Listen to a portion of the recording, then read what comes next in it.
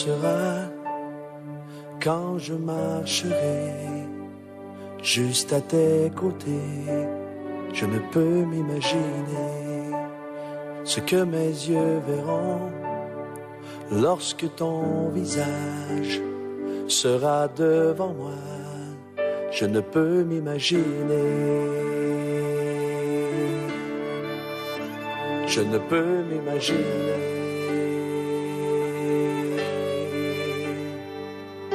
Entouré par ta grandeur, mon cœur va-t-il frémir? Danserai-je pour toi, mon Jésus? Serais-je saisi par la peur? Devant toi resterai-je debout? Vais-je tomber sur mes genoux? Chanterai-je Alléluia?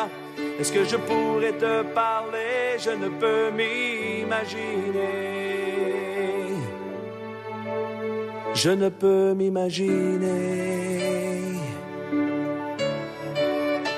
Je ne peux m'imaginer le jour où tu viendras pour me retrouver debout devant toi.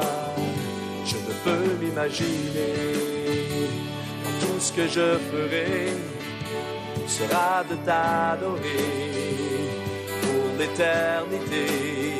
Je ne peux m'imaginer. Je ne peux m'imaginer. Entouré par ta grandeur, mon cœur va-t-il frémir? Danserai-je pour toi, mon Jésus?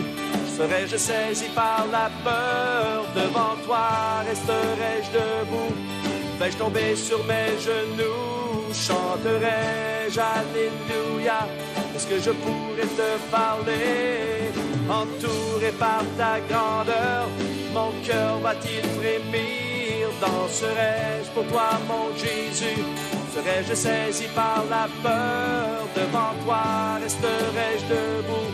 Vais-je tomber sur mes genoux? Chanterai-je Alléluia? Est-ce que je pourrais te parler? Entouré par ta grandeur, mon cœur va-t-il frémir? Danserai-je pour toi, mon Jésus? Serais-je saisi par la peur? Devant toi resterai-je debout? Vais-je tomber sur mes genoux? Chanterai-je Alléluia? Est-ce que je pourrais te parler? Je ne peux m'imaginer. Je ne peux m'imaginer. Je ne peux m'imaginer. Je ne peux m'imaginer. Je ne peux m'imaginer.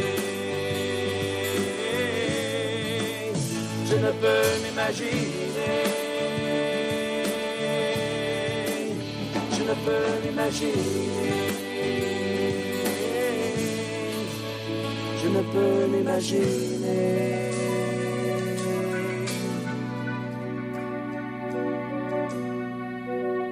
Je ne peux m'imaginer ce que ce sera quand je marcherai juste à tes côtés. Je ne peux m'imaginer. Je ne peux m'imaginer.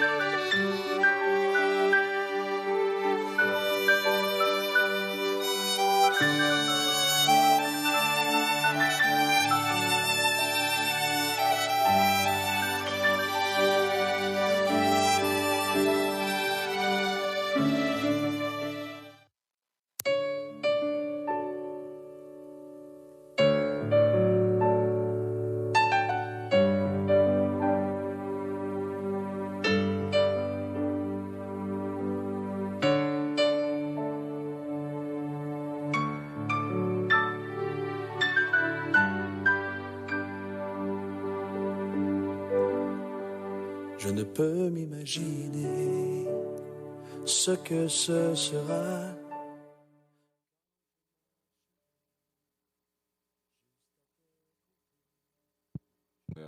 Béni le nom du Seigneur pour vous tous qui étaient déjà connectés avec nous cet après-midi.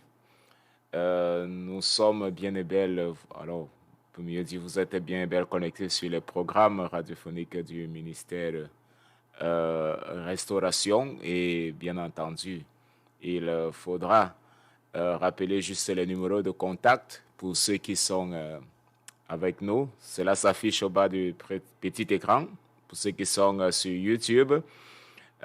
Pour ceux qui sont à l'extérieur, vous ajoutez tout simplement le 55 51 981 64 12 49. Vous pouvez nous envoyer vos messages par WhatsApp et vos sujets de prière aussi par WhatsApp. Nous serons très, très heureux de pouvoir échanger avec vous et de pouvoir prier dans chaque programmation. Nous avons des moments de prière à la fin de l'émission. Donc, n'hésitez surtout pas. Pour ceux qui sont sur YouTube, sur le chat, il y a généralement un espace à l'extrême droite où vous pouvez écrire vos messages et vos commentaires, également vos sujets de prière. Vous pouvez nous les faire parvenir donc par ce moyen que l'Internet ou alors que YouTube a mis à notre disposition. Alors ce soir, nous allons continuer avec le thème que nous avons commencé la semaine passée. Le titre, bien entendu, Marthe ou Marie. Alors, nous avons commencé donc à examiner la vie de ces deux femmes que la Bible présente, qui étaient les frères, alors, je veux dire mieux, les sœurs de Lazare. Mais avant de pouvoir entrer dans le vif du sujet, j'aimerais bien entendu que nous puissions prier et remettre ces moments entre les mains du Seigneur et que le Seigneur, par sa grâce, puisse encore nous enseigner. Cet après-midi, nous conduit à pouvoir être édifiés encore au travers de sa parole. Alors, je vous invite, bien-aimés dans le Seigneur, vous qui êtes déjà connectés, à pouvoir vous incliner dans la prière avec moi et confier ce moment dans les mains du Seigneur. Éternel, nous voulons te dire merci pour ta grâce, pour ta miséricorde. Merci Seigneur Dieu encore parce que tu nous donnes l'opportunité de voir un nouveau jour, une semaine après. Nous sommes là encore pour pouvoir partager, Seigneur Dieu, ta parole et être conduits par ton Esprit Saint afin de pouvoir te connaître davantage, afin de pouvoir nous approcher, Seigneur Dieu, plus proche de toi. Merci Seigneur Dieu pour ce privilège. Je te prie encore ce soir que tu puisses nous conduire et nous guider par ton Saint-Esprit, par ton bon esprit. Seigneur, que ta grâce soit sur nous. Éclaire, Seigneur Dieu, notre esprit. Illumine, Seigneur Dieu, notre entendement. Et conduis-nous, Seigneur Dieu, à mettre ces paroles encore en pratique ce soir. Dans le nom puissant de Jésus-Christ, nous avons ainsi prié. Amen. Alors, pour ceux qui sont déjà là, je voudrais vous inviter, bien-aimés dans le Seigneur, à nous aider à partager, à pouvoir partager le lien avec ceux de langue française que vous connaissez. Ça peut être dans les pays francophones ou alors dans les pays où le français peut être même la deuxième langue choisie. Dans beaucoup d'autres pays, le Cameroun par exemple est bilingue, donc nous avons en plus du français, nous avons l'anglais comme langue nationale. Donc, bien aimés, aidez-nous donc à pouvoir partager. Et même envers ceux-là qui ont le désir de pouvoir apprendre d'autres langues, qui ont le désir de pouvoir étudier des langues étrangères, plus précisément le français, alors ça serait une très bonne chose. Donc en plus de pouvoir se préparer ou alors de pouvoir s'entraîner, je veux dire un peu comme ça, ou d'apprendre la langue, ils seront aussi en train de pouvoir apprendre au sujet donc de la parole de Dieu. Donc, l'idée, ce n'est pas tout simplement de pouvoir apprendre de nouvelles langues, mais aussi que nous soyons édifiés. Ce qui est sûr est que certainement, ils en seront bénis. Alors, ce soir, donc, notre thème, nous continuons avec la deuxième partie du thème que nous avons commencé la semaine passée, nous avons vu en réalité le caractère de Marthe et de Marie. Nous allons lire une fois de plus ce passage qui se trouve dans le livre de Luc, le chapitre 10. Le livre de Luc, le chapitre 10, le verset 38 jusqu'au verset 42.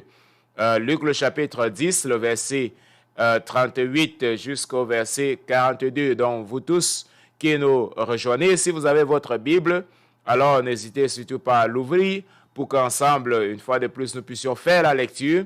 Et avant de pouvoir comprendre encore de quoi est-ce qu'il est question et comment est-ce que nous pouvons éviter de nous comporter d'une telle ou de l'autre manière pour pouvoir appliquer une attitude que nous retrouvons ici qui est louable, que le propre Seigneur Jésus présente dans cette rencontre dans la maison de Marthe et de Marie.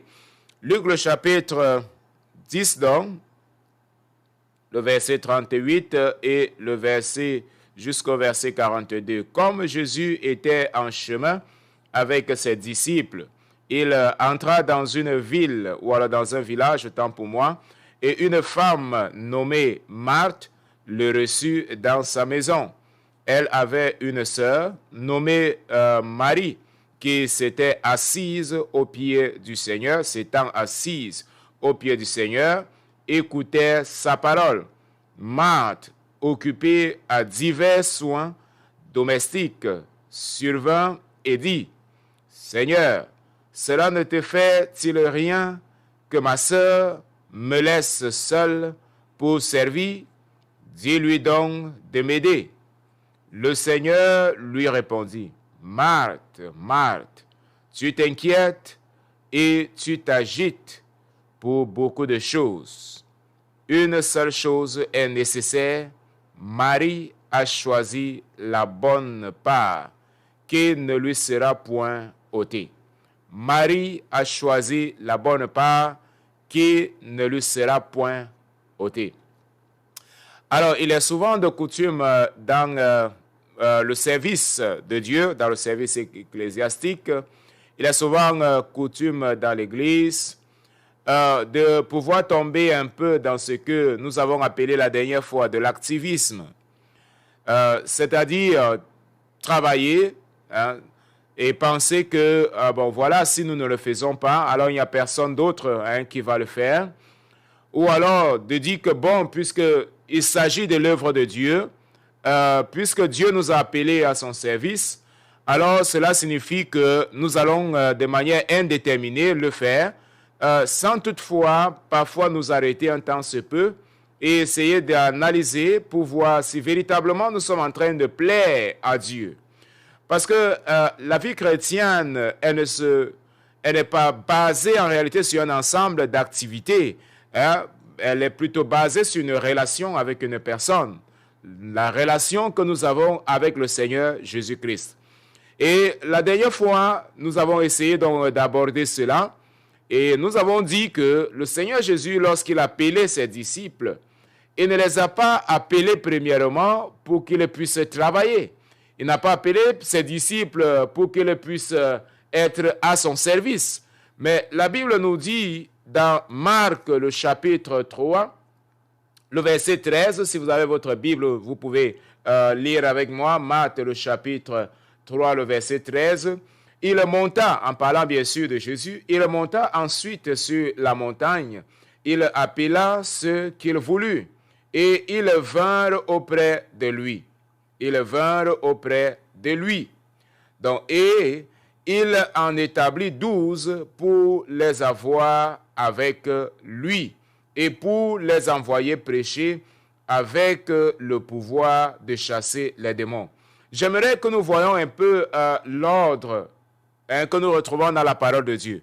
La Bible nous dit que le Seigneur Jésus, lorsqu'il appelait ses disciples, quel était l'objectif premier? Ou alors l'objectif premier, autant pour moi un objectif. L'objectif premier, ce n'était pas pour les envoyer, pour pouvoir chasser immédiatement les démons, ou alors pour pouvoir prêcher l'évangile.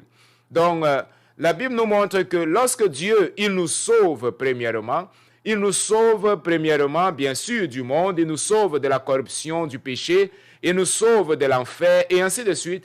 Mais il nous appelle premièrement pour être avec lui, non pas premièrement pour aller et commencer à servir, pour commencer à travailler. Et nous voyons que cela s'est passé dans le cas de Marthe et de Marie.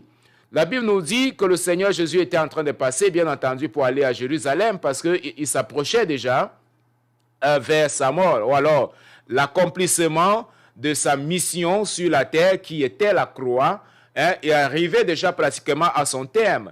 Et la Bible nous dit, donc, faisant chemin, il s'arrêta à Béthanie. Bon, ici, le texte ne parle pas de Béthanie, mais nous savons qu'à la lumière d'autres passages bibliques, Marthe et Marie étaient de Béthanie. Et nous avons vu cela lorsque Lazare est mort, ou alors il était malade. Marthe et Marie, immédiatement, parce qu'ils avaient une relation avec le Seigneur Jésus, ils ont envoyé à appeler le Seigneur Jésus pour entrer donc dans la maison, pour pouvoir venir et guérir Lazare. Et la Bible nous dit que Lazare et ses sœurs étaient donc de Béthanie. Donc Marthe et Marie étaient de Béthanie. Donc juste une petite parenthèse aussi. Nous avons vu la dernière fois que Marthe et Marie avaient choisi leur ami. Ils avaient choisi le Seigneur Jésus comme ami. Et cela était très, très intéressant parce que très souvent, nous, spécialement ceux qui sont sauvés, l'amitié que nous avons auparavant avec beaucoup de personnes, automatiquement, elle va s'endommager, spécialement si ces personnes ne sont pas chrétiennes. Mais Marthe et Marie, bien entendu, elles n'avaient pas beaucoup d'amis en réalité. Mais la Bible nous dit qu'elles avaient choisi le Seigneur Jésus comme leur ami. Au point où, lorsque Lazare était malade, nous avons évoqué la dernière fois, elles ont envoyé appeler leur ami qui était le Seigneur Jésus. Et lorsque elles ont passé ce message aux serviteurs qu'elles ont envoyés, elles ont dit, Seigneur, ne tarde pas parce que ton ami Lazare est malade. Ton ami, donc, il y avait justement cette amitié-là entre Lazare et ses deux sœurs et avec le Seigneur Jésus. Donc, ils avaient choisi le Seigneur Jésus pour ami. Donc, ils ont fait le Seigneur du Seigneur Jésus leur ami. Donc, voilà, ça c'était un point fondamental que nous avons abordé la dernière fois, mais ça c'est juste une parenthèse. Mais ce que je voudrais attirer notre attention, sur quoi est-ce que je voudrais que nous méditons, c'est sur le caractère de Marthe et sur le caractère de Marie. Le caractère de Marthe et le caractère de Marie. Voilà pourquoi la question est, es-tu Marthe ou es-tu Marie? Bien entendu, nous sommes en train de parler de la personnalité, nous sommes en train de parler du caractère, nous sommes en train de parler dans un moment bien déterminé qui s'est passé à Béthanie dans sa maison.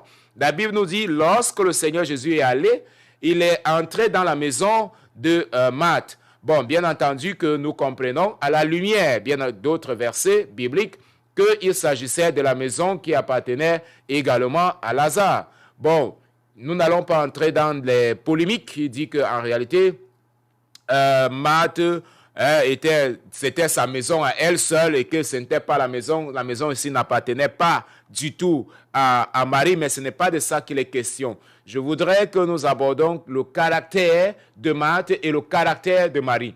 Alors, la Bible nous dit que le Seigneur Jésus entre maintenant dans la maison de Marthe et de Marie. Et c'est tout à fait naturel que lorsqu'on reçoit des invités, nous sommes humains, et connaissant bien entendu Marthe et Marie qui, après certainement l'épisode de la résurrection de leur frère Lazare, ils devaient être reconnaissants de pouvoir offrir quelque chose de plein gré et avec beaucoup de joie au Seigneur Jésus. Donc, c'était un plaisir de recevoir leur ami dans la maison et de pouvoir lui fournir tout ce qu'il avait besoin. Donc, c'était naturel. Et Marthe, justement, la Bible nous dit, immédiatement, lorsque le Seigneur Jésus arrive avec ses disciples, elle dit, non, je ne peux pas laisser le maître sortir d'ici sans toutefois lui servir à manger, ainsi qu'avec ses disciples, parce qu'elle savait que c'était une occasion extraordinaire qu'elle avait de pouvoir manifester son amour envers le Seigneur, manifester son amitié, de la même manière que nous aussi, lorsque nous recevons des invités dans la maison, et plus particulièrement des amis, nous voulons leur faire plaisir, nous voulons les servir, nous voulons en réalité qu'ils se sentent à l'aise, d'accord, dans notre maison. Donc, Marthe, exactement, elle s'est préoccupée de cela. Et nous ne sommes pas ici justement pour condamner Marthe. Nous sommes là exactement pour dire que c'est quelque chose qui est humain, c'est quelque chose qui est naturel. Et lorsqu'on a des amis, lorsqu'on a des invités, de pouvoir chercher à leur faire plaisir. Donc, on ne peut pas condamner Marthe en réalité dans cette circonstance. On ne peut pas condamner Marthe dans le fait qu'elle ait voulu plaire à son maître, qu'elle ait voulu plaire à son ami, qu'elle ait voulu plaire à son Seigneur. Donc, on ne peut pas la condamner. En fait, de première vue, on peut, nous tous, en tant qu'êtres humains, nous voyons que l'attitude de Marthe est louable. L'attitude de Marthe est quelque chose vraiment de fantastique. L'attitude de Marthe est quelque chose que nous pouvons dire, elle est hospitalière. D'accord? Analysant sous cet angle, nous n'avons rien vraiment à dire sur cette attitude de Marthe. Au contraire, nous louons cette attitude et à l'opposé de sa sœur Marie, nous pouvons la condamner. On dit, mais Marie, comment est-ce que tu ne te préoccupes pas? Je pense que si c'était n'importe qui, alors n'importe qui aurait eu cette attitude de Marthe. Mais comment est-ce que tu ne te préoccupes pas que tu as tes invités dans la maison? Tu es neutre. C'est comme si cela ne te dit rien. Tu as reçu des gens qui viennent de loin. Tu as reçu des étrangers qui ne sont pas tout le temps là, parce que le Seigneur Jésus n'était pas tout le temps là. Et comment est-ce que ça ne te fait rien? Tu t'assois, tu ne te préoccupes pas. Tout simplement, là, tu ne fais rien, mais c'est un peu, on peut dire que ça, c'est, la personne est inhospitalière, la personne manque même de respect, la personne vraiment est inconsidérée, la personne est insouciante, et ainsi de suite. Nous pouvons taxer, en fait, Marie de toutes ces choses-là, parce que comment est-ce qu'on explique qu'elle reçoit le Seigneur Jésus et qu'elle s'assoit tout simplement? Ce n'est pas qu'elle est invitée. Marie n'était pas invitée dans la maison. Marie était également, la maison appartenait aussi à Marie, donc elle était propriétaire. Donc c'est elle également qui devait accueillir les invités qui étaient là. Donc humainement, bien aimé dans le Seigneur, j'analyse d'abord de manière comme un homme les deux caractères de Marthe et de Marie. Je peux dire que vraiment Marie, nous pouvons à l'immédiat dire que non, elle était irresponsable, elle a été vraiment inhospitalière. Ce qu'elle a fait vraiment n'était pas une très bonne chose. Sur le plan humain, c'est normal que nous pouvons dire ça. À l'opposé, nous pouvons valoriser l'attitude de Marthe, humainement parlant, parce qu'elle a fait pour pouvoir plaire à son ami, elle a accueilli les invités, de la même manière que si nous aussi, si je m'en vais dans votre maison et que nous avons une relation d'amitié, et non seulement d'amitié, mais de fraternité, vous serez très très heureux de pouvoir me présenter quelque chose à manger, quelque chose à boire, et ainsi de suite, si vous en avez, bien entendu. Bon, c'est vrai qu'il y a d'autres personnes qui sont un peu, qui ne sont pas hospitalières, mais ce n'était pas le cas de Marthe. Marthe, avec un cœur, elle était hospitalière et elle voulait faire plaisir à son maître, elle voulait faire plaisir aux disciples également qui étaient là, et peut-être avec d'autres personnes qui accompagnaient le Seigneur Jésus. Alors maintenant, je vais attirer notre attention parce que certainement, vous et moi, à la conclusion du maître, comment est-ce que le Seigneur Jésus, il donne cette conclusion? On peut se poser la question, mais ce n'était pas en réalité ce que nous attendons.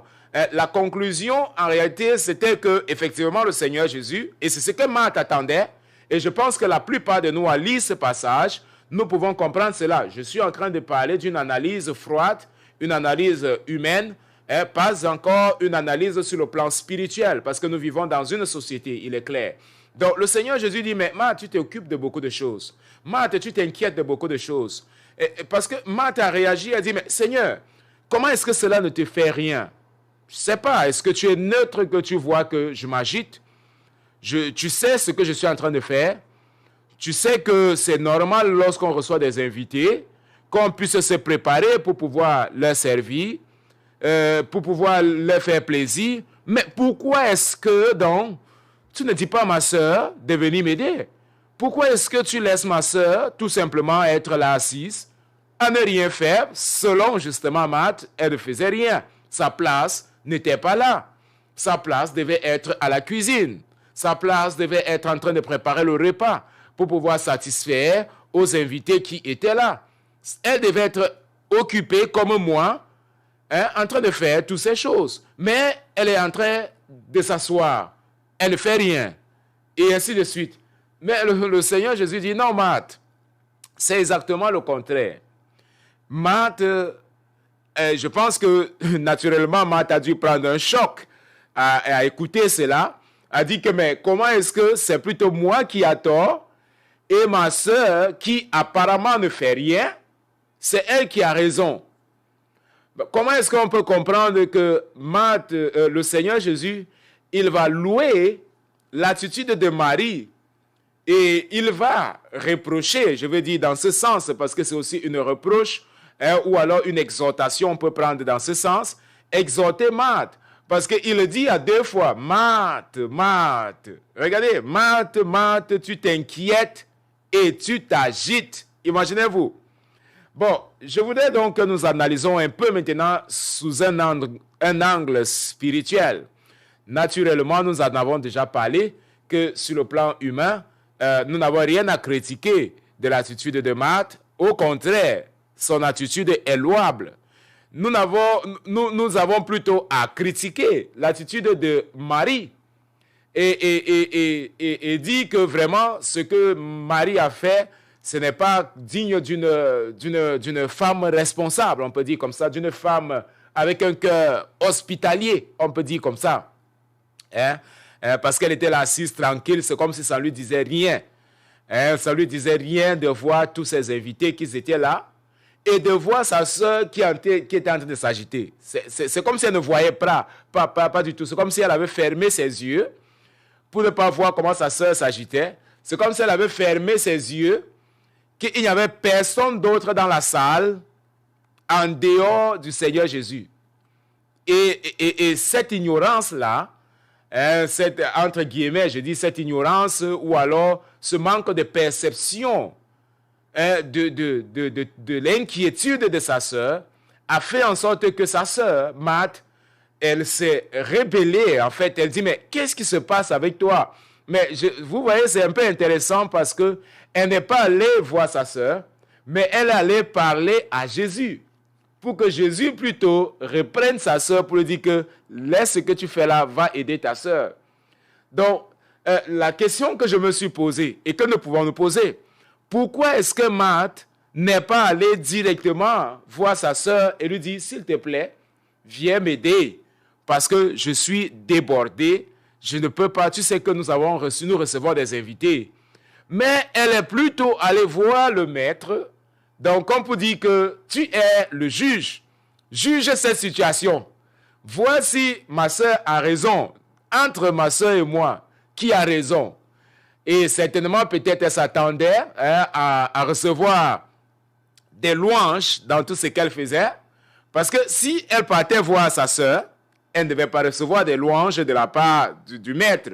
Elle allait seulement parler à sa sœur et dire, bon, Marie, vraiment, qu'est-ce que tu es en train de faire? Viens m'aider, s'il te plaît. On a des invités et ainsi de suite. Le maître n'allait pas percevoir. Les autres invités n'allaient pas percevoir. Mais dans une attitude que je vais dire un peu d'orgueil, dans une attitude où elle était tellement sûre d'elle, sûre qu'elle allait recevoir des louanges, elle allait voir directement le maître. Elle dit, mais Seigneur, qu'est-ce qui se passe? Je suppose qu'elle a parlé à haute voix, de telle sorte que le Seigneur puisse l'entendre. Et que la réponse du Seigneur également, qui devait être une réponse certainement positive, soit qu'elle attendait, louable, devait être également louable devant toute la maison. Donc, Marthe attendait à recevoir des louanges. Elle s'attendait à être félicitée devant tous les autres. Elle s'attendait à être honorée devant sa sœur, devant les invités qui étaient là. Que non, voilà, Marthe, c'est une femme vraiment hospitalière. Marthe, c'est une femme travailleuse. Marthe, c'est une femme souciante. Marthe, c'est ceci. Marthe, c'est cela. Marthe, c'est ceci. Marthe, c'est cela. Mais au contraire, la réponse, je suis sûr, a été un choc pour Marthe. A été un choc pour Marthe. Donc, très souvent, nous pensons faire beaucoup de choses pour le Seigneur. Nous pensons que nous sommes en train de faire des choses qui sont louables. Je vais prendre un exemple parfois dans l'œuvre de Dieu. que cela peut paraître un peu frustrant, et je comprends que tout à fait naturel, lorsque on se met à travailler, et que malheureusement, cela peut-être ne soit pas reconnu par les hommes à sa juste valeur. C'est-à-dire, vous travaillez et apparemment, c'est comme si on ne voit pas ce que vous êtes en train de faire. Apparemment, on ne reconnaît pas, il n'y a pas de récompense, il n'y a pas de louange dans le domaine humain. Mais le service, en réalité, lorsqu'on le fait pour pouvoir plaire au maître, lorsqu'on le fait pour pouvoir plaire à Dieu, on ne s'attend pas à des récompenses. Si en réalité Marthe était en train de faire, ça c'est la première analyse que je fais, si Marthe était en train de faire cela justement seulement pour le maître et ses disciples et ainsi de suite, elle ne devait pas aller, elle n'avait pas besoin d'aller parler au maître. Elle n'avait pas besoin d'aller attirer l'attention du maître. Elle pouvait tout simplement aller parler à sa sœur et dire, s'il te plaît, viens m'aider, pour que nous puissions présenter tout cela à la nourriture, à nos invités, pour que nous puissions servir nos invités qui sont là. Et tout simplement sans que le maître ne sache. Et à la fin, justement, le maître allait louer peut-être ce comportement qu'elle a eu, cette attitude qu'elle a eue. Ça, c'est juste une première analyse en réalité. Donc, très rapide. Donc, mais qu'est-ce qu'elle a fait? Elle est allée et elle a parlé en public. Elle a parlé à haute voix et également, malheureusement, elle s'attendait à une récompense de la part du maître, mais malheureusement, ça n'a pas été le cas. Donc, nous pouvons souvent être en train de servir Dieu et attendre des récompenses des hommes, attendre une certaine attitude des hommes, attendre une reconnaissance des hommes. Mais voyez-vous, le Seigneur Jésus, lorsqu'il est venu sur la terre et qu'il servait, il ne s'attendait pas à une récompense des hommes.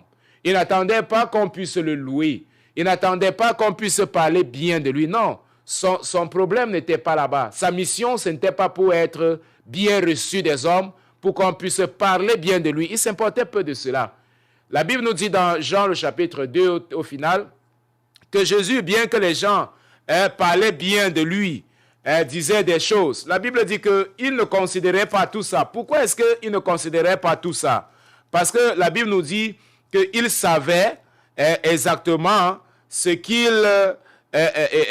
était dans le cœur de l'homme. Regardez Jean le chapitre 2, après le miracle de Canaan, et après tout cela, la Bible nous dit que c'était le premier miracle qu'il a fait pour que les disciples puissent le connaître. Donc, pendant que Jésus donc était à Jérusalem, le verset 23, était dans Jérusalem à la fête de Pâques, plusieurs donc crurent en son nom, voyant les miracles qu'il faisait. Mais, verset 24, Jésus ne faisait ou alors ne se fiait point à eux, parce qu'il les connaissait tous. Il ne se fiait pas à ce qu'il disait, mais il les connaissait tous. Verset 25, et parce qu'il n'avait pas besoin qu'on lui rendît témoignage d'aucun homme, car il savait lui-même ce qui était dans l'homme. Le Seigneur Jésus savait ce qui était dans l'homme. Voilà pourquoi il n'avait pas besoin d'un témoignage humain. Il n'avait pas besoin d'une reconnaissance humaine. Donc, lorsque nous cherchons à avoir une reconnaissance humaine, il en va de soi que nous serons toujours frustrés. Alors, revenant sur le contexte de Marthe et de Marie, nous voyons une femme avec un caractère, bien entendu, c'est pourquoi nous avons dit que la bonne intention ne justifie pas toujours la volonté de Dieu. Ou alors la bonne intention ne veut pas toujours dire que c'est la volonté de Dieu. Vous vous rappelez lorsque l'apôtre Pierre, après avoir donné cette révélation que le Seigneur Jésus est le Christ, est le Messie, alors le Seigneur Jésus lui dit, voilà, ce n'est pas la chair, ce n'est pas le sang, c'est pas cela qui te l'a dit, mais c'est le Père, c'est mon Père qui est dans les cieux, c'est lui qui t'a dit, c'est-à-dire, tu as reçu cette intuition-là du Saint-Esprit, cette révélation du Saint-Esprit. Mais par la suite, lorsque le Seigneur Jésus révèle qu'il va aller à la croix, sa mission c'est sur la croix, le même Pierre qui auparavant, on l'avait dit, tu es bienheureux, Simon, fils de Bar Jonas, parce que ce n'est pas la chair et le sang qui t'a reçu, C'est-à-dire, il a été élogié, il a été honoré, il a été félicité, mais peu de temps après, le Seigneur Jésus dit, « Arrière de moi, Satan ». Il en va de soi que ce n'était pas à Pierre qu'il parlait directement, mais il parlait à l'esprit qu'il était en train d'utiliser Pierre à ce moment-là. Donc, nous voyons que la volonté du Seigneur qui était clairement exprimée, à un moment donné, Pierre, avec une bonne intention, bien entendu, il ne voulait pas que le Seigneur meure, il voulait que le Seigneur soit avec eux, continue d'enseigner, afin qu'il soit un disciple et qu'il puisse apprendre davantage et accomplir sa mission. Mais ce n'était pas ça la volonté du Seigneur. Pierre avait des bonnes intentions, mais qui n'étaient pas la volonté du Seigneur. Nous allons voir également, lorsque le Seigneur Jésus va pour être baptisé par Jean-Baptiste, Jean-Baptiste dit non, je ne peux pas le faire. Et pourquoi? Jean-Baptiste avait une bonne intention. Ce n'était pas en réalité qu'il était orgueilleux. Bon, certains parfois l'ont qualifié de cette manière, mais il a dit, je ne suis pas digne de délier la courroie de la sandale des pieds du maître. Il vient quelqu'un qui est plus grand que moi. Et lorsqu'il voit maintenant le Seigneur Jésus, il a dit, voici l'agneau de Dieu qui ôte le péché du monde. Lorsqu'il le voit venir pour être baptisé, il dit, non, c'est plutôt moi qui a besoin d'être baptisé par toi, et non pas le contraire. Il avait une bonne intention, mais ce n'était pas la volonté de Dieu. Donc, pour dire quoi? La bonne intention ne veut pas toujours dire que c'est la volonté de Dieu. Marthe, dans notre cas, avait une bonne intention. Elle avait l'intention de plaire au maître, elle avait l'intention de servir, d'être agréable au maître, mais sauf que sa bonne intention, à ce moment-là, n'était pas la volonté de Dieu.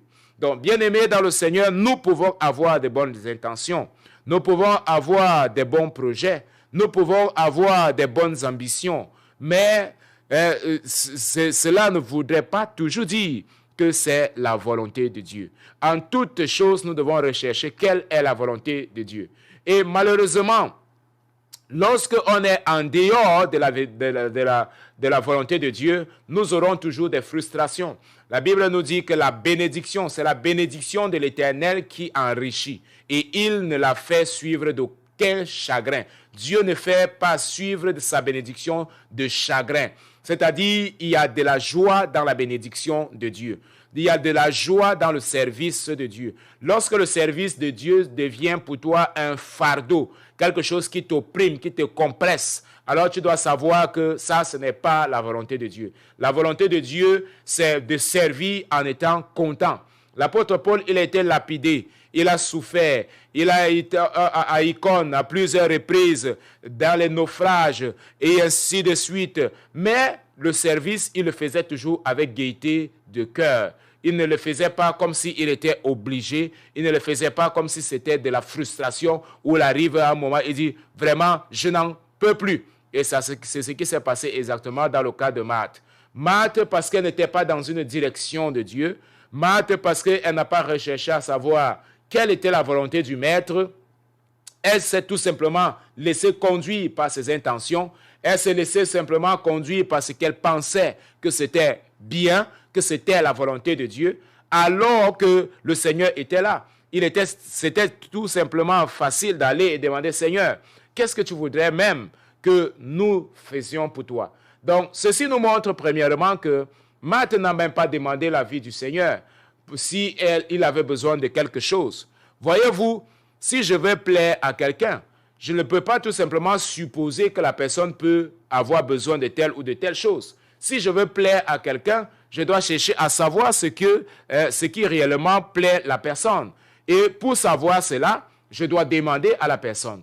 Je dois lui dire, voilà, qu'est-ce qui te plaît, afin que je puisse vraiment faire quelque chose qui te plaise. Si elle avait demandé ça au préalable, je pense que le Seigneur lui aurait dit, la seule chose qui me plaît pour toi maintenant, Marthe, c'est que tu t'asseyes ici pour pouvoir écouter les paroles que j'ai. Parce que c'est une occasion extraordinaire, c'est une occasion en or que tu as et que tu n'auras plus, parce que certainement c'est la dernière fois que je suis en train de passer dans ta maison. Je suis en train de passer ici pour la dernière fois. Certainement tu ne me verras même plus, certainement nous n'aurons plus le temps de pouvoir causer. Alors viens profiter ce dernier moment que j'ai avec toi ou alors dans ta maison, que je passe dans ta maison et viens t'alimenter de la parole de Dieu.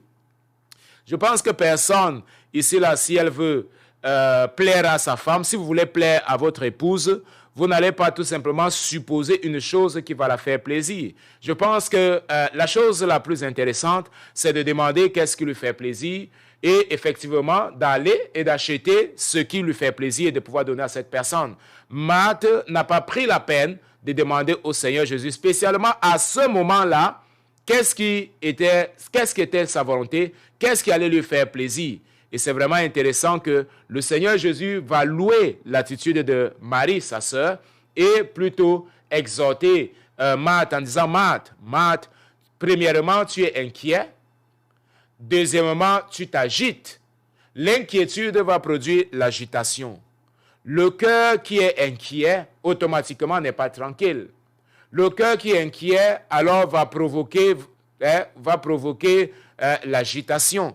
Et c'est ce que Marthe était. C'était la situation de Marthe. Marthe était inquiète, Marthe était agitée, Marthe était préoccupée, Marthe était, bien que cela n'était pas pour une raison, en réalité que nous pouvons dire une mauvaise raison, humainement parlant, mais cela n'était pas la volonté de Dieu. Voyez-vous, quelque chose sur le plan humain peut être juste, peut être correct, mais sur le plan de Dieu, ne pas être correct.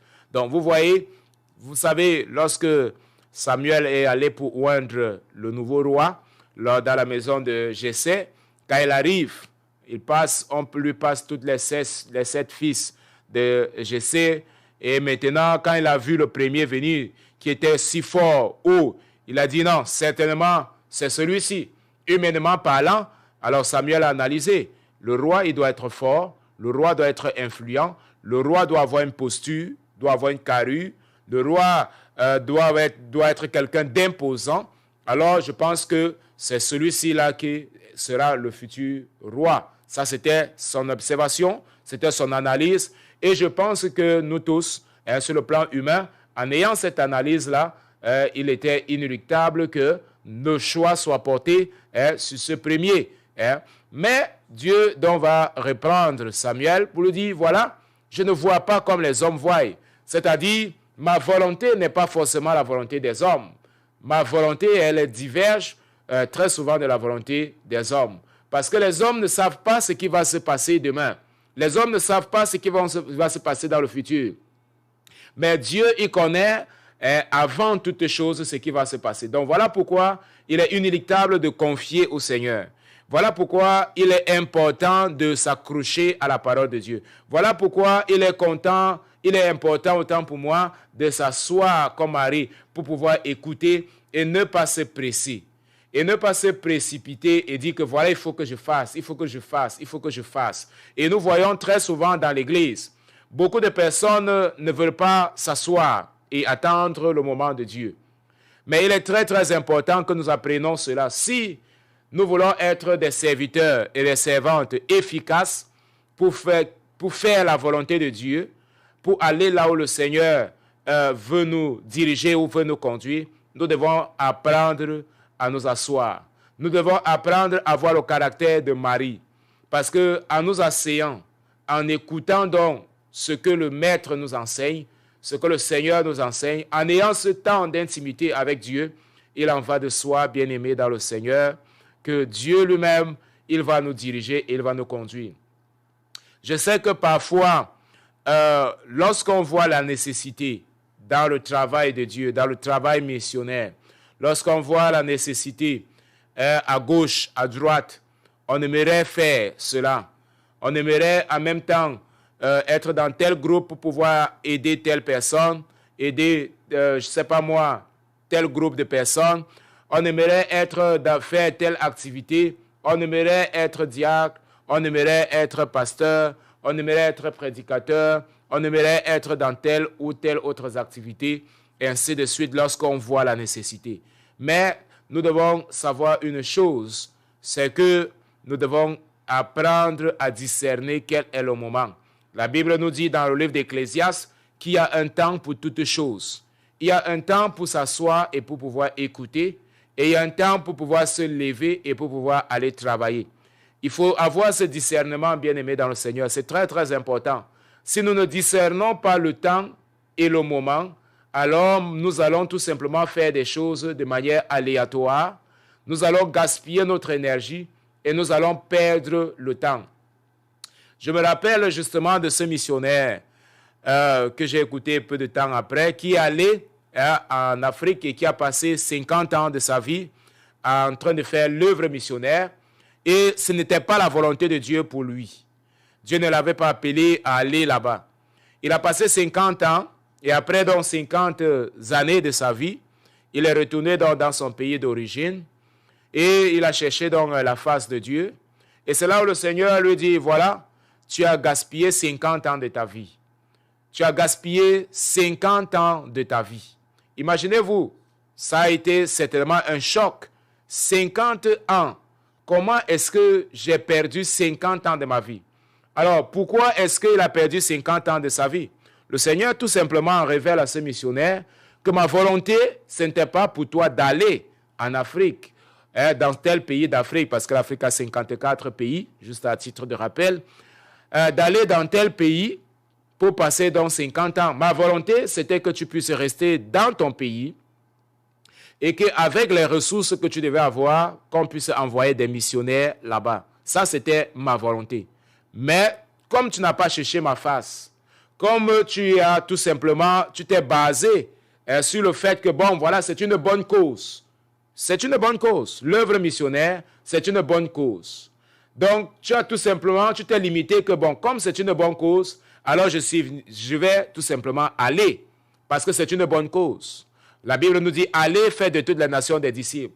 Bien aimé, ce n'est pas parce que la Bible a dit, allez, faites de toutes les nations des disciples, que nous allons tout simplement sortir et aller tous. Ce n'est pas ce que la Bible dit.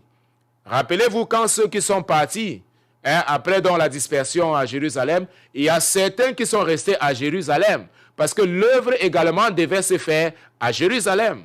L'œuvre également devait se faire à Jérusalem. Et le travail à Jérusalem devait soutenir les autres dans d'autres contrées lointaines.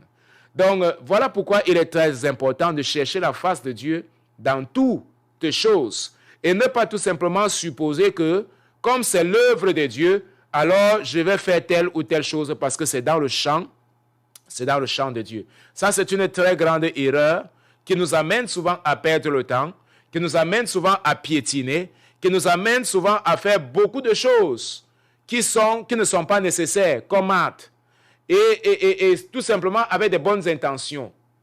Le Seigneur Jésus dit, Marthe, Marthe, tu t'inquiètes et tu t'agites pour beaucoup de choses. Regardez, Marthe était en train de faire beaucoup de choses qu'elle pensait que c'était nécessaire. Elle était en train de faire beaucoup de choses qu'elle pensait que cela devait plaire au Seigneur. Elle pensait qu'elle faisait beaucoup de choses qui allaient aider les gens qui étaient dans sa maison. Elle allait servir beaucoup de personnes qui étaient dans sa maison. Elle pensait simplement. Le Seigneur lui dit que tu fais beaucoup de choses, alors qu'il n'y avait qu'une seule chose que j'attendais de toi. Bien-aimé, c'est triste. C'est bon même quand parfois, bien que ce ne soit pas correct, quand tu fais beaucoup de choses et que la seule chose qui était nécessaire, tu es parvenu quand même à faire cette chose. Bien que ce n'est pas possible. Voyez-vous, lorsqu'on est occupé en train de faire beaucoup de choses, malheureusement, on ne va pas faire la seule chose qui est nécessaire. Marthe a fait beaucoup de choses, mais elle n'a pas fait la seule chose qui était nécessaire. Marie, elle n'a pas fait beaucoup de choses, mais elle a fait la seule chose qui est nécessaire. Bien-aimé, en comparant le caractère de Marthe et de Marie, quel donc est le caractère que nous pouvons choisir? Je vous pose la question. Qu'est-ce qui est mieux? Faire beaucoup de choses et ne pas faire la seule chose nécessaire? Ou alors ne pas faire beaucoup de choses et faire la seule chose qui est nécessaire? Certainement, vous allez me répondre, c'est mieux de faire la seule chose qui est nécessaire et ne pas faire beaucoup de choses. Mais pour faire la seule chose qui est nécessaire, il faudrait s'arrêter, il faudrait s'asseoir, il faudrait écouter la voix du Maître. Il faudrait attendre la voix du Maître. Il faudrait attendre les instructions du Maître avant d'agir. Et c'est l'attente qui est généralement difficile. Attendre n'est pas facile. Attendre n'est pas facile parce que nous attendons la volonté de l'autre, pas notre volonté. Nous attendons la volonté de l'autre. C'est ça dans la différence. C'est pourquoi ce n'est pas facile. Alors que nous avons déjà notre volonté, nous pouvons tout simplement nous lever et aller faire. Mais attendre, nous attendons la volonté de l'autre pour aller faire la volonté de l'autre. Et cette attente, généralement, n'est pas une chose aisée. Généralement, n'est pas quelque chose de facile. Nous avons besoin de beaucoup de patience. Nous avons besoin de nous asseoir. Nous avons besoin de tranquillité. Nous avons besoin de nous focaliser. Et le Seigneur, encore, il nous dit ce soir, c'est mieux d'attendre, c'est mieux de t'asseoir, frère, et faire une seule chose nécessaire que de faire beaucoup de choses et au final de ta vie, comme ce missionnaire, 50 ans après, tu penses que ton résultat a été un éclat. Et maintenant, malheureusement, quand tu cherches la face du Seigneur, il te dit, qu'est-ce que tu as fait? Tu as gaspillé 50 ans de ta vie. J'attendais une seule chose de toi et tu n'as pas fait ces choses-là. J'attendais une seule chose de toi. Frère, je pense que chacun serait vraiment triste qu'après avoir passé pratiquement toute ta vie, à la fin de ta vie, tu écoutes la voix du Seigneur. Il te dit, vraiment, si tu m'avais cherché auparavant, tu n'aurais pas gaspillé 30 ans, 50 ans, 10 ans de ta vie. Mais peut-être tu es dans cette situation que tu as déjà gaspillé peut-être 10 ans ou 5 ans de ta vie. Et tu ne le sais même pas. Tu te dis, ah bon, comme c'est l'œuvre missionnaire, je suis en train de le faire. Comme Dieu a dit, allez prêcher, je suis en train de prêcher, c'est bon. Et tu n'as pas eu besoin de chercher la face de Dieu. Mais laisse-moi te dire ce soir, ne sois pas comme Matt. Ne suppose pas que c'est la volonté du Seigneur. Mais arrête, assieds-toi, étudie la parole, cherche la face de Dieu, cherche la présence de Dieu. Demande-lui, Seigneur, qu'est-ce que tu attends de moi? Qu'est-ce qui réellement va te plaire? Quelle est réellement ta volonté? Et ce qui est sûr est que le Seigneur va te répondre.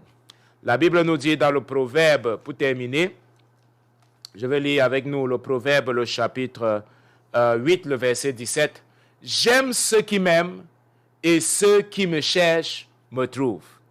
J'aime ceux qui m'aiment et ceux qui me cherchent me trouvent. » Si tu cherches le Seigneur, tu le trouveras. Si tu aimes le Seigneur, tu le chercheras. Et si tu le cherches, tu le trouveras. Si ton désir, c'est de faire la volonté du Seigneur, et non pas tout simplement faire beaucoup de choses, comme hâte, et supposer que cela peut être la volonté du Seigneur, alors je pense que tu as besoin de caractère de mari, autant pour moi, de t'asseoir, de méditer, d'attendre. L'attente n'est pas facile, mais l'attente, cela vaut la peine. Parce que lorsque tu vas t'élever pour aller faire, quoi que ce soit, tu auras la conviction que c'est la volonté du Maître. Au lieu de supposer que c'est la volonté du Maître, tu auras la conviction que c'est la volonté du Maître. Tu auras la conviction que c'est cela que le Seigneur attend de toi. Ça ne sert à rien de supposer. C'est dangereux, bien-aimé, de penser que nous sommes en train de plaire à Dieu en faisant des choses qui viennent de notre cœur, en faisant des choses qui viennent de notre imagination. Non, c'est dangereux. C'est mieux de rechercher ce qui vient du Saint-Esprit. Et alors, nous allons faire selon la volonté du Seigneur. Si Dieu t'a appelé à aller dans tel endroit, alors tu vas aller avec conviction. Mais ne suppose pas que, bon, déjà que comme c'est le travail de missionnaire, c'est le travail de Dieu, alors je peux aller à gauche ou à droite, c'est la même chose. Le Seigneur a déjà dit, allez. Je connais un frère, lorsque nous échangeons, je lui dis, il dit, non, je vais aller dans tel pays, je vais aller dans tel endroit, je vais aller dans tel... Je dis, mais est-ce que c'est la volonté du Seigneur? Il dit, mais Dieu a déjà dit, allez et faites de toutes les nations des disciples. Donc, partout où tu pars, c'est la volonté de Dieu. J'ai dit, mais ce n'est pas ça. Ce n'est pas partout là où on va que c'est la volonté de Dieu. Premièrement, il y a un temps pour toutes choses. Il y a un moment pour toutes choses. Il y a un temps de préparation que Dieu souvent il prend pour nous préparer à une œuvre, nous préparer à un ministère. David n'est pas arrivé immédiatement au royaume. Non, il a eu le temps de préparation. Il y a un temps pour toutes choses. Donc, on ne peut pas brûler les étapes. Il faut s'asseoir, il faut attendre que le Seigneur puisse agir. Lorsque tu attends la volonté du Seigneur, à la fin, quand elle va se révéler et lorsqu'elle va se manifester, tu auras de la paix, tu auras de la tranquillité et tu auras de la joie. La bénédiction du Seigneur enrichit et il ne la fait suivre d'aucun chagrin. Ça, c'est dans le livre de Proverbes, le chapitre 10, le verset 22. C'est la bénédiction de l'Éternel qui enrichit et il ne la fait suivre d'aucun chagrin. Rappelle-toi de cela, la bénédiction du Seigneur, elle enrichit et elle ne se fera pas suivre de chagrin. Marthe ici, là, elle était chagrinée. Marthe ici était inquiète. Marthe ici était agitée. Marthe ici était préoccupée. Pourquoi? Ce n'était pas la bénédiction du Seigneur, ce n'était pas la volonté du Seigneur. Lorsque c'est la volonté du Seigneur, il y a le calme, il y a la tranquillité, il y a la paix, il n'y a pas de préoccupation, il n'y a pas d'agitation. Si ton cœur est troublé, alors pose-toi la question. Ce n'est pas la volonté du Seigneur. Jean le chapitre 14. Que votre cœur ne se trouble point, mais croyez en Dieu et croyez en moi. Dieu, il attend de nous ce calme. Dieu, il attend de nous l'attitude de Marie, que nous puissions nous asseoir et non pas tout simplement supposer que ça c'était que c'est la volonté de Dieu. Je suppose que ça c'est la volonté de Dieu. Je suppose que comme cela est écrit, je suppose comme cela est écrit. Donc non. Bien aimé, il y a des choses qui peuvent être écrites, mais ce n'est pas tout le monde qui est appelé à aller. Ce n'est pas tout le monde qui est sorti de Jérusalem. Les autres sont restés de Jérusalem, certains sont allés. L'apôtre Paul a été appelé à prêcher aux gentils. Voilà pourquoi on l'appelle l'apôtre des gentils. Ce n'était pas le cas avec Pierre, ce n'était pas le cas avec Jean qui étaient des pasteurs là à Jérusalem. Bien que Pierre, à de certaines occasions, il partait également en voyage missionnaire. Mais ils avaient une base. Donc c'est pour dire que Dieu, il appelle chacun de nous de manière spécifique, à une œuvre de manière spécifique. Mais pour que nous puissions savoir cette œuvre, nous devons apprendre à ne pas supposer, mais à nous asseoir et à pouvoir écouter. Spécialement en ce qui concerne l'œuvre de Dieu. Beaucoup de personnes aujourd'hui, ils pensent que comme c'est l'œuvre de Dieu, alors on doit tout simplement se lever et faire. Non, il faut attendre. Il faut attendre. L'attente apportera des résultats qui seront positifs.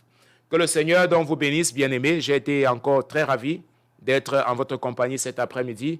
Marthe et Marie, le Seigneur nous appelle. Ayez le caractère de Marie.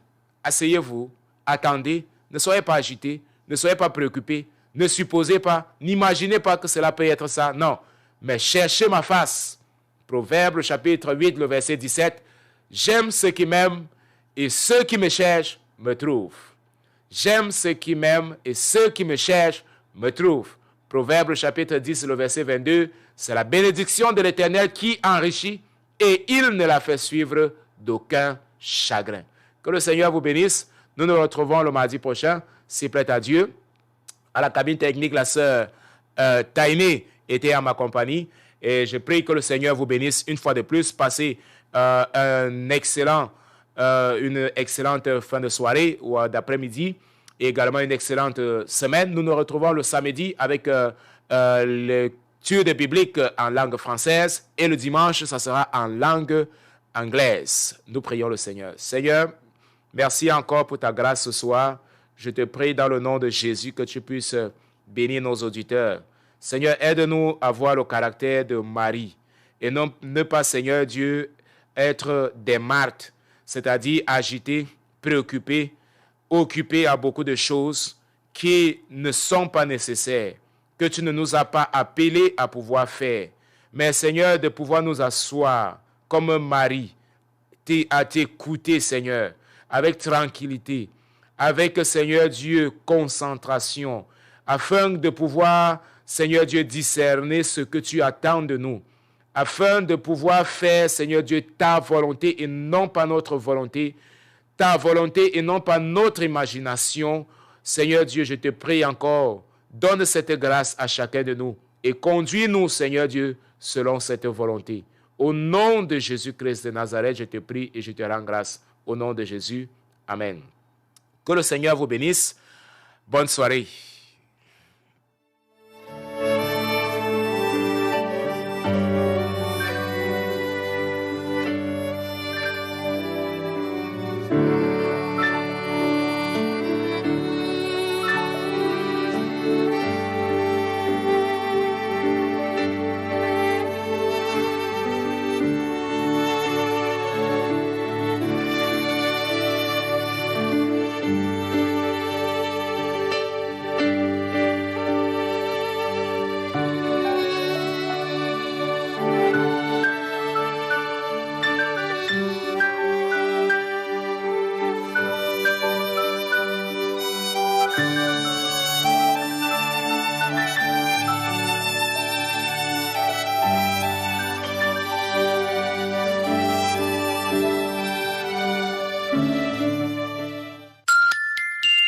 16h30.